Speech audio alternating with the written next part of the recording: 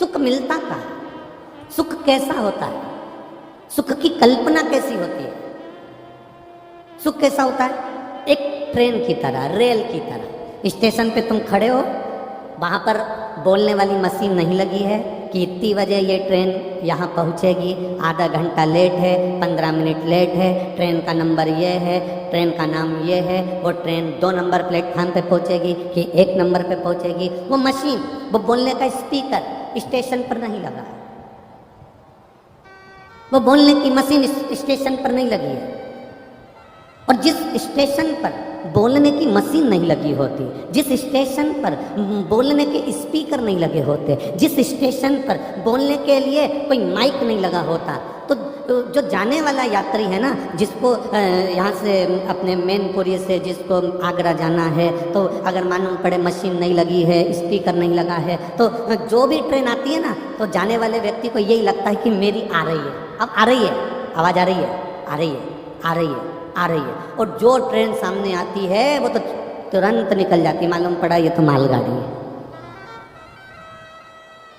फिर खड़ा, फिर दूसरी ट्रेन आई, आ रही, अब की बार ये अपनी ट्रेन आ रही है, तैयारी करके बैग में लेके बस तैयार होकर सामने आया। इतनी देर में मालूम पड़ा कि ये तो दूसरी जगह जा रही थी, मालूम पड़े काशी जा रही है, अब ये बनारस जा रही है। तो फिर तैयार हुआ, आ रही है, आ रही है, आ रही है, आ रही है, और फिर ट्रेन चलते चलते मालूम पड़ा कि ये ट्रेन तो दूसरी जगह जा रही है। बस सुख भी ऐसा ही होता है।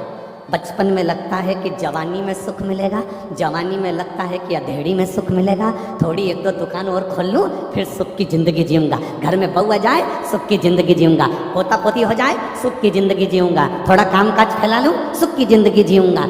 सुख आ रहा है, आ रहा है, आ रहा है। बचपन निकल गया, जवानी निकल गई, अधेड़ी निकल गई, बुढ़ापा आ गया, और बुढ़ापे में भी अभी भी काम ना करके बैठे हो, सुख मिलेगा। मालूम पड़े मुंडा से पूरा सोफा सेट निकल गया, आंखों से दिखना बंद, कानों से सुनना बंद, पाँव से चलना बंद, हाथ भी थर थर थर थर कांपे, गर्दन भी धीरे धीरे कांपे, और विचार करे कि सुख मिलेगा। सुख वो ट्रेन है, सुख वो ट्रेन है जो आती हुई लगती तो है कि ट्रेन आ रही है, हमारी आ रही है, हम बैठेंगे, हम चलेंगे, हम ट्रेन में बैठकर जाएंगे, पर वो ट्रेन दूसरे की निकल जाती है। सुख होता ही ऐसा है, हर बार लगता है बस ये वाला काम हो जाएगा ना मेरे को अगर वहाँ का टेंडर मिल गया ना, सारा कर्जा चुका दूंगा, टेंडर मिले तो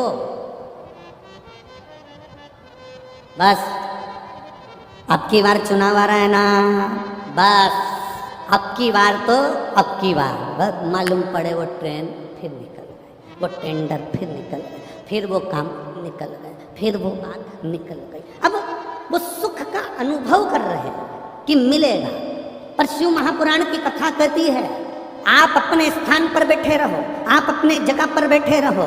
अगर कोई अनाउंसमेंट करने वाला भी नहीं है ना, तुम अपनी जगह पर बैठे रहो, तुम्हें उतावले होने की जरूरत नहीं है। तुम जहाँ पर बैठे हो तुम्हारी ट्रेन में बैठने वाले ढेर सारे होंगे, ढेर सारे होंगे, तो उसमें से जब सब एक साथ खड़े हो जाएं तब समझ लेना कि ट्रेन आ चुकी है और हमको बैठना है, तब तुम्हें अंदाजा लग जाएगा। अभी तुम बैठे रहो, भगवत भजन करते रहो, स्मरण करते रहो, पुण्य करते रहो, तुम आनंद से सेवा करते रहो। अगर तुम्हें चाहिए कि सुख की ट्रेन में मुझे बैठना है, तुम्हें चाहिए कि अब की बार मेरा नंबर आना चाहिए, तो तुम कुछ मत करो, शंकर की शरण में जाना प्रारंभ कर दो, एक बेलपत्र शिव को चढ़ाना प्रारंभ कर दो, शंकर की अविरल भक्ति करना प्रारंभ कर दो, शंकर पर दही का लेपन कर कर उसका पूजन अर्चन कर कर एक दुर्वा शिव को चढ़ाना प्रारंभ कर दो। शंकर से जितना तुम लाड़ लड़ा सकते हो उतना लाड़ लड़ा लो, उतनी भक्ति कर लो।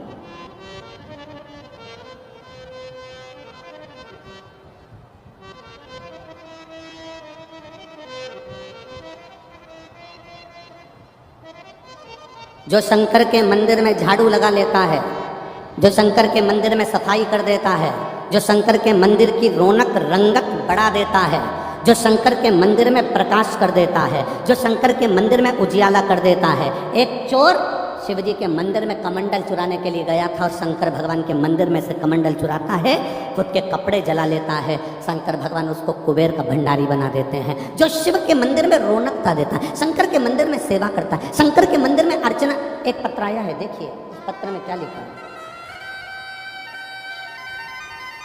ठाकुर ब्रजनंदन सिंह कुशवाहा उर्फ टिल्लू पुजारी, नंदन मार्केट, बजाजा बाजार, मैनपुरी, उत्तर प्रदेश। कहीं बैठे हो तो हाथ हिला सकते हैं। नंदन मार्केट, इनका नाम है ठाकुर ब्रजनंदन सिंह कुशवाहा उर्फ टिल्लू पुजारी, नंदन मार्केट, बजाजा बाजार, मैनपुरी, उत्तर प्रदेश। मोबाइल नंबर ये, कहीं बैठे हो तो हाथ हिला सकते हैं। जिन्होंने पत्र में लिखा है, मैं बाबा की एक लोटे जल कर एक बेलपत्र का मैं क्या वर्णन करूं। गुरुदेव, जिला प्रतापगढ़ उत्तर प्रदेश वाली कथा से लगातार आपकी कथा श्रवण कर रहा हूं। मुझे आंतों के अंदर संक्रमण का एवं हीमोग्लोबिन जो 5 पॉइंट रह गया था। गुरुदेव, बहुत बड़े डॉक्टरों की टीम ने 15 दिन में ऑपरेशन की सलाह दी थी और ना कराने पर डॉक्टरों ने कहा था कि तुम्हारी मृत्यु होने की बात कह दी थी। आप पत्र को पढ़ सकते हो, मृत्यु होने की बात कह दी थी। गुरुजी, आपकी कथा सुनकर पत्नी व बच्चों ने भोले बाबा की पूजन अर्चना प्रारंभ कर दी। 1 लोटा जल चढ़ाना प्रारंभ किया, बाबा को एक बेलपत्र चढ़ाना प्रारंभ करा। डॉक्टर ने ऑपरेशन का कह दिया था। बाबा दिल्ली के AIMS में जब हम दिखाने के लिए जब बेलपत्र जल का प्रयोग कर कर गए तो बाबा की कृपा का हम क्या वर्णन करें। गुरुदेव, ऑपरेशन कराने की रिपोर्ट डॉक्टर ने जब देखी और जांच प्रारंभ हुई तो सारी रिपोर्टें वापिस नॉर्मल आ गई और मेरा शरीर फिर ठीक हो गया। मैं बाबा को यहाँ प्रणाम करने के लिए, ये शिव तत्व है, योग घड़ी। एक भक्ति, एक विश्वास, एक दृढ़ता, एक भरोसा आपके भीतर। और जब भक्ति, विश्वास, दृढ़ता, भरोसा होता है तब शिव तत्व की प्राप्ति होती है।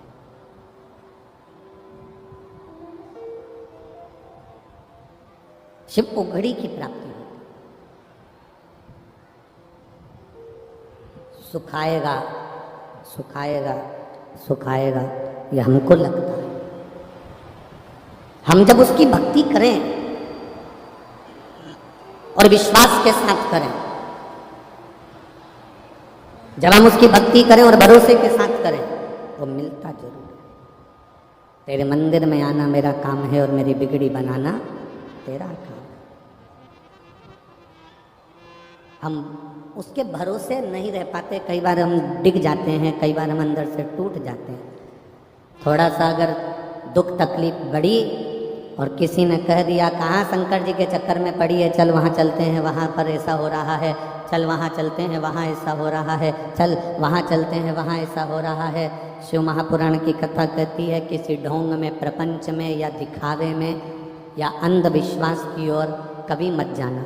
शिव महापुराण की कथा कहती है अंधविश्वास की ओर ना जाइए, ढोंग और प्रपंच में मत जाइए। शिव पुराण की कथा कहती है अगर कहीं नहीं जा सकते तो तुम्हारे घर के नज़दीक में जो शिवालय है वहाँ पर सावन के महीने में 2 लोटा जल लेकर भगवान शिव को समर्पित करने के लिए जाए।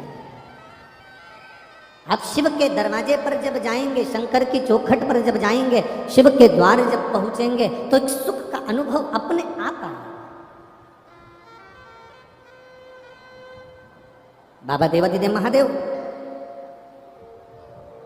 कैलाश पर बैठे हैं, माँ जगत जननी उनके लिए पकवान बनाती है, श्रेष्ठ पकवान शिव जी के सम्मुख में जाते हैं।